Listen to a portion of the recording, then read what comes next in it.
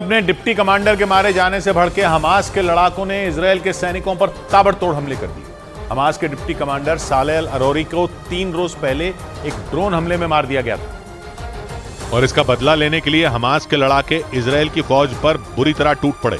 Hamas ने Gaza के अलग अलग इलाकों में घुसे इजरायली सैनिकों को निशाना बनाने का एक वीडियो भी जारी किया और उस वीडियो में हमास के लड़ाके बिल्कुल किसी एक्शन फिल्म की तरह इजरायली सैनिकों को चुन चुन कर ठिकाने लगाते दिखे।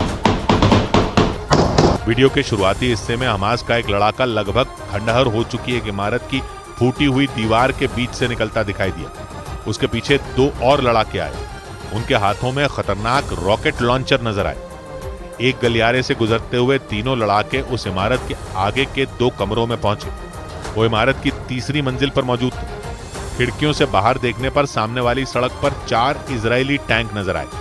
उन टैंकों को देखते ही हमास के लड़ाकों ने दोनों कमरों की खिड़कियों से अपने रॉकेट लॉन्चर तान दिए और बिना वक्त गंवाए एक के बाद एक धमाका शुरू कर दिया।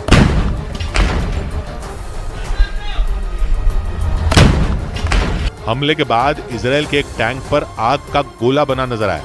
हमास ने इस हमले में इजरायल के उन 4 टैंकों को मिट्टी में मिलाने का दावा किया और उनमें मौजूद सभी सैनिकों को भी मार गिराने का दावा किया।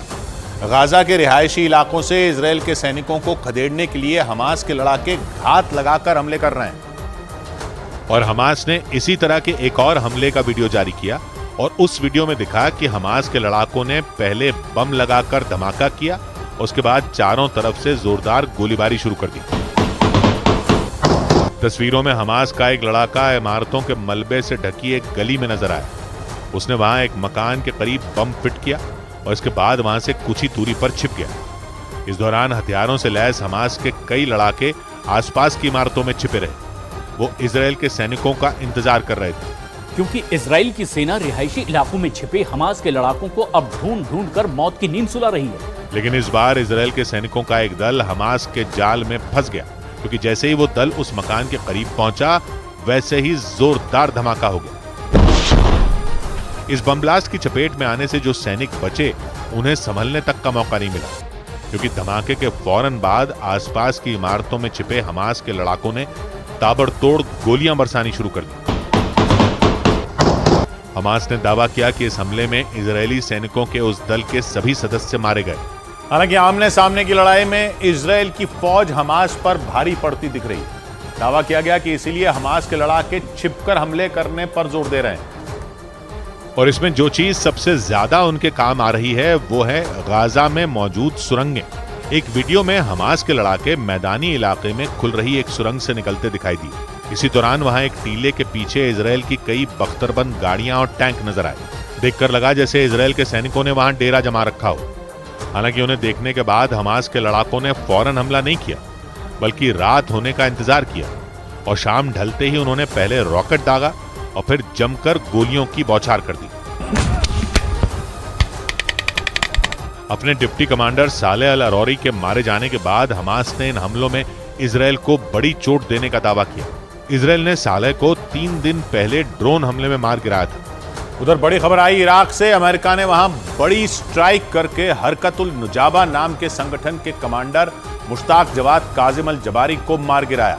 अमेरिका के मुताबिक उसकी सेना के लिए ये एक बड़ी कामयाबी है, क्योंकि अल जबारी को इराक में मौजूद कई अमेरिकी ठिकानों पर हमले का जिम्मेदार माना जाता था। इराक में सक्रिय हरकत अल नुजाबा उन संगठनों में एक है जिसे ईरान का समर्थन है और इसी वजह से इस संगठन के लड़ाकों के निशाने पर इराक में मौजूद अमेरिकी बेस रहते हैं। अमेरिका के इन अड्डों पर इजरायल और हमास की जंग के बाद से ही हमले तेज हो गए और इसी वजह से इराक में अमेरिका की एयर स्ट्राइक भी बढ़ गई। अमेरिकी सेना की ऐसी ही कार्रवाई में ईरान को एक बड़ी चोट पहुंचने का दावा किया गया। अमेरिका के मुताबिक इराक में ईरान समर्थित लड़ाकों के ठिकानों पर उसकी सेना कई दिनों से आंखें गड़ाए बैठी थी और जैसे ही उन्हें हरकत अल नुजाबा के कमांडर मुश्ताक जवाद काजिम अल जबारी की खबर मिली, उन्होंने हमला बोल दिया। खबर के मुताबिक अमेरिकी सेना ने उसकी गाड़ी को निशाना बनाया। बताया गया कि अमेरिकी सेना ने उस गाड़ी पर कई रॉकेट दागे और उसमें अल जबारी मारा गया। खुद अमेरिका के रक्षा मंत्रालय पेंटागन ने इसकी पुष्टि की। U.S. forces took necessary and proportionate action against Mushtaq Jawad Kazim al-Jawari. America के मुताबिक उसकी सेना लंबे वक्त से अल जबारी की तलाश में जुटी थी। क्योंकि अमेरिका का आरोप है कि कमांडर अल जबारी इराक में उसके कई सैनिकों की हत्या में शामिल था, इसलिए अमेरिका किसी भी कीमत पर उसे मौत के घाट उतार देना चाहता था ताकि इराक में अमेरिका के सैन्य ठिकानों पर हमले रोके जा सके। दावा किया गया कि ईरान के समर्थन से लड़ रहे अल जबारी ने कई बार इराक में अमेरिका के सैन्य अड्डों को निशाना बनाया और इन्हीं हमलों से भड़के अमेरिका ने वहां एयर स्ट्राइक कर दी। Abu Taqwa is actively involved in planning and carrying out attacks against American personnel. अल जबारी को ढेर करने के लिए अमेरिका घात लगाए बैठा था। जिस वक्त बगदाद में हवाई हमले किए गए उस वक्त अल जबारी अपने मुख्यालय में दाखिल हो रहा था। अल जबारी हरकत अल नुजाबा ग्रुप का कमांडर था, जो इराक में ईरान के समर्थन से लड़ने वाले लड़ाकों का एक बड़ा संगठन है। हरकत अल नुजाबा ग्रुप को अमेरिका ने साल 2019 में आतंकी संगठन घोषित कर दिया था।